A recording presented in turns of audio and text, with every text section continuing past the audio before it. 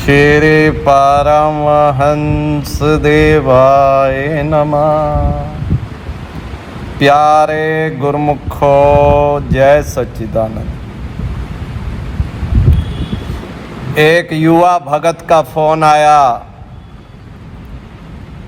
बेचारे के किस्मत के सितारे गर्दिश में चल रहे हैं।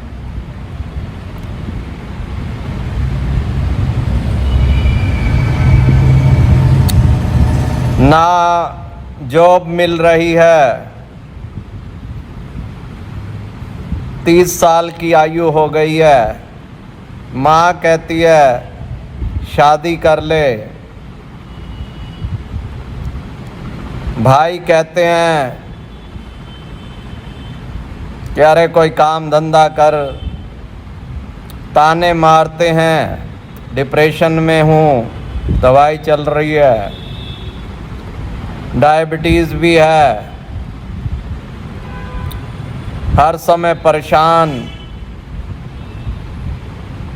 आप संत महात्माओं को देखता हूँ, तुम्हारी तो बड़ी मौज है, ठाट बाट हैं। जीवन में कोई संघर्ष नहीं, कोई चिंता नहीं। कभी कभी सोचता हूँ कि साधु बन जाऊं तो इन दुखों से मुक्ति मिले। मैंने कहा भाई कि ये तू सोचे कि साधु बन जाऊंगा तो ये संसारिक, जैसे संसार में दुख है, परेशानी है, शारीरिक दुख हैं। अब मेरे को 3 दिन से बुखार हो रहा है, ये अलग बात है, अंग्रेजी दवाई नहीं की, गिलोय का काढ़ा पी लिया है जी।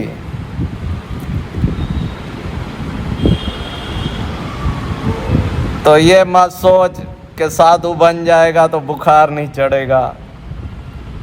तेरे को डायबिटीज है तो हमें प्रोस्टेट है, कब्ज है, मल मूत्र विसर्जन में कठिनाई आती है। अपने अपने ढंग से आप भी उपचार करते हो, हम भी करते हैं। पर ये नहीं है कि भाई साधु बन गया तो कहता चलो मानसिक तो कोई परेशानी नहीं है,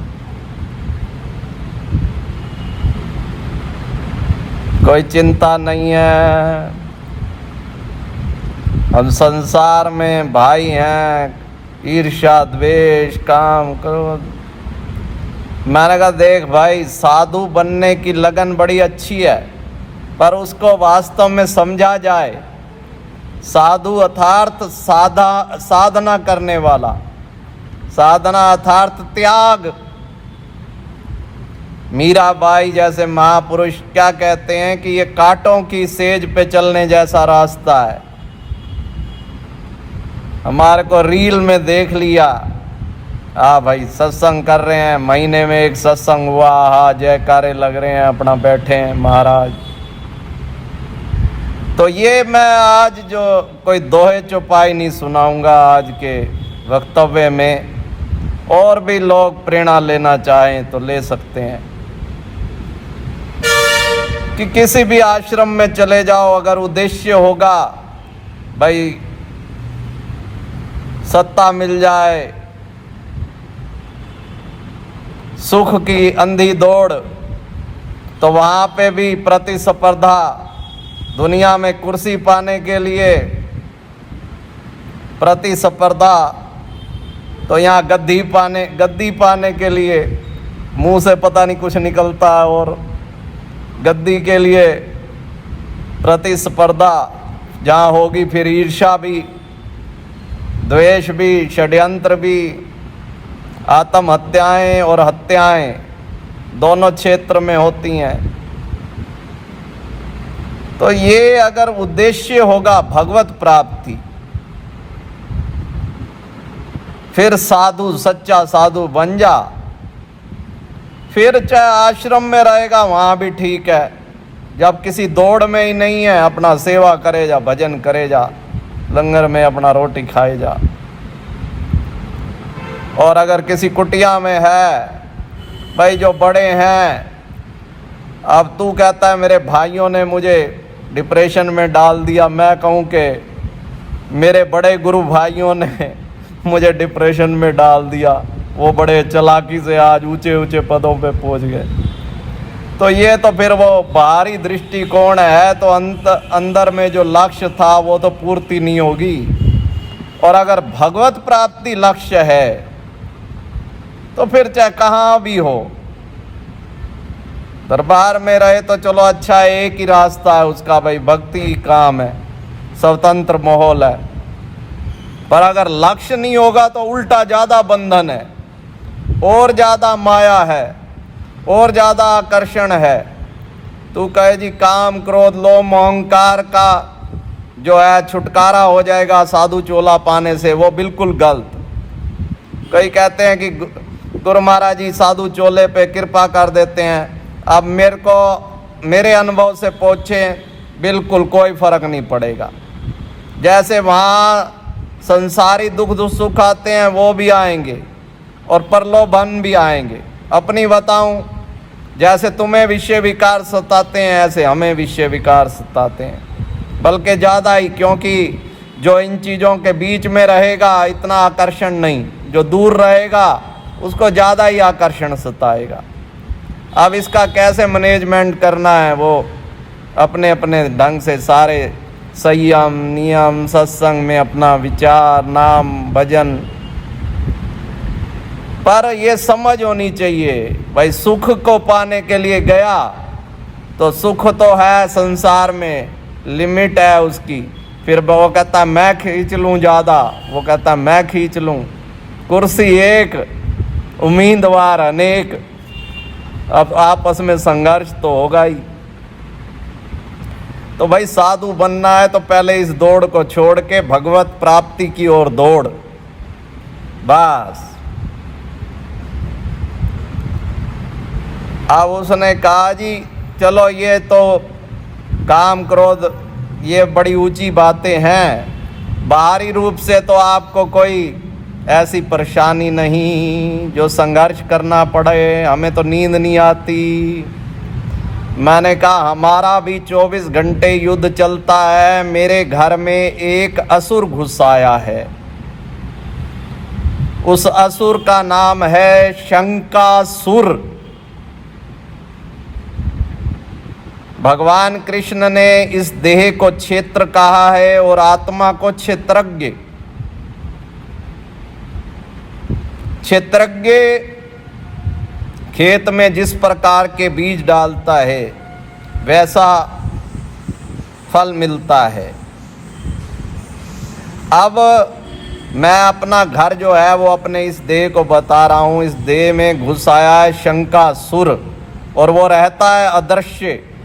जितना उससे युद्ध करो उसका आकार बढ़ता जाता है, बढ़ता जाता है। अब मनोचिकित्सक की बात करें तो वो इसे कहते हैं OCD, obsession compulsive disorder. Obsession किसी भी बात का दिमाग में जैसे एक सुई अटक जाती है, वो तनाव, वो चिंता, फिर उसके लिए कुछ कर्मकांड, जैसे हमें है कि सफाई स्वच्छता, बार बार हाथ धोना। अब वो इसके लिए कई उपाय बताते हैं, CBT, एक्सपोजर, ERP, दवाइयाँ। पर अंत में यही कह देते हैं भैया 100% 100% तो उपचार नहीं होगा, चलो 50% मैनेजमेंट करना है।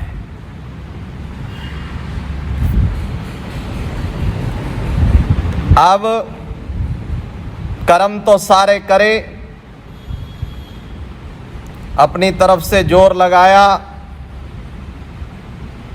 फिर जब देखा भाई इसको जितना दबाते हैं ये शंकासुर को, एक तो घर से कैसे निकालें ये अदृश्य हो जाता है, और जितना मुकाबला करो इसका आकार और बढ़ता जाता है। भगवान कृष्ण,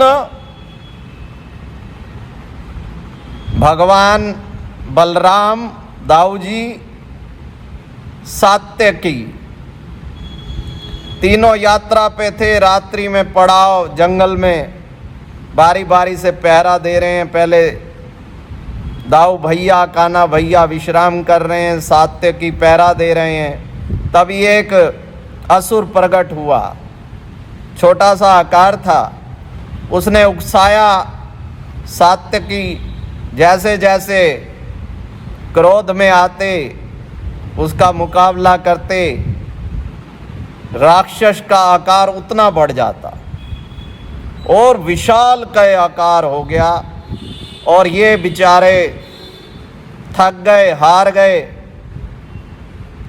फिर वो बिल्कुल जब निढाल हो गए तो राक्षस अदृश्य हो गया। तो इन्होंने दाऊ जी को उठाया, दाऊ जी पहरा दे रहे हैं, फिर राक्षस प्रकट हुआ, फिर वही कहानी। दाऊ जी ने भी अपना मुकाबला शुरू किया, उसका आकार बढ़ता गया। दाऊ जी जब बिल्कुल थक गए तो वो अदृश्य हो गया। फिर श्याम सुंदर की पहरा देने की बारी आई। वो प्रकट हुआ छोटे से आकार में। तो श्याम सुंदर उसकी बातों से तनिक भी उत्तेजित नहीं हुए। कभी उसका कान पकड़ के, अरे तेरा कान तो बड़ा सुंदर है भाई, तेरा नाम क्या है, हंस हंस के बातें जैसे करने लगे। उसका आकार छोटा होता गया, इतना छोटा हो गया कि एक छोटी शीशी में श्याम सुंदर ने उसे बंद कर लिया। अब प्रातः काल जब उठे बैठे वार्तालाप हुआ तो सात्यकी और बलदाऊ जी ने बताई बात। तो भाई श्याम सुंदर आपके समय वो नहीं आया? तो उन्होंने कहा आए क्या, ये शीशी के अंदर बंद है,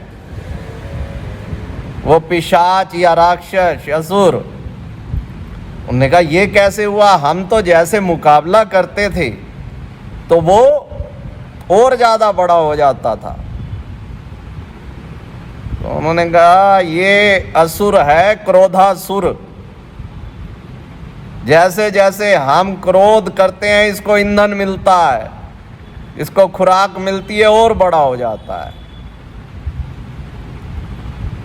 तो कई बार वैज्ञानिक कहते हैं, मनोचिकित्सक, कि इसको कई लोगों का मतभेद है, कई डिसऑर्डर बताते हैं, कई कहते हैं डिसऑर्डर नहीं होता, ये बड़े बुद्धिमान लोग होते हैं जिनको ये ओसीडी होता है। जैसे 100% परिपूर्णता चाहते हैं हर काम में, इन्हें संतोष नहीं होता। जैसे कवि कल्पना लोक में, अथवा यूं कहो दुखों से निवृत्ति, जिस कार्य से इनको दुख मिलता है उसका कैसे ये समाप्त करें। जैसे भगवान बुद्ध ने कहा कि संसार में दुख है, फिर उसकी निवृत्ति कैसे हो। तो ये साधारण व्यक्ति तो इस बात में उसको समय ही नहीं है, अपना संसार की दौड़ में सुबह से शाम तक एक यंत्र की भांति लगा हुआ है। तो अब इसको चाहे बुद्धिमानी कहें, पर किस काम की जो बुद्धिमानी इतनी अधिक बढ़ जाए कि जीना ही मुश्किल कर दे, फिर उसके लिए उपचार करवाते फिरो। खैर जो भी है, अब ये हमारा जो निजी अनुभव है, अब दूसरों की क्या बताएं, ये शंकासुर जो है, जब कोई भी उपाय काम नहीं आया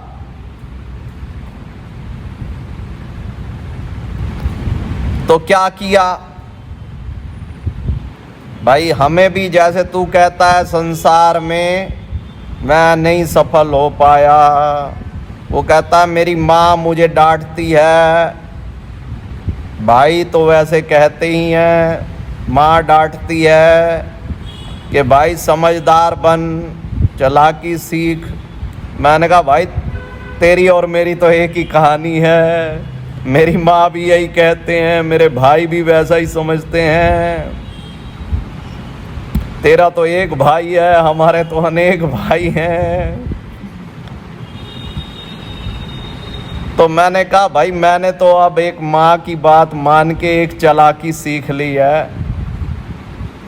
क्या चालाकी सीखी है कि पहले पूरी कोशिश करनी है, दुखों को मिटाने के लिए दवा खा, झाड़ा फूक करवा, जब कुछ ना बने तो फिर एक ही काम करना है कि सब कुछ भगवत लीला हो रही है, भगवान पे डाल दे भैया, और फिर भगवान की शरण में चले जाना है और हरदम यही गाना है, श्री परमहंस शरणम गच्छामि।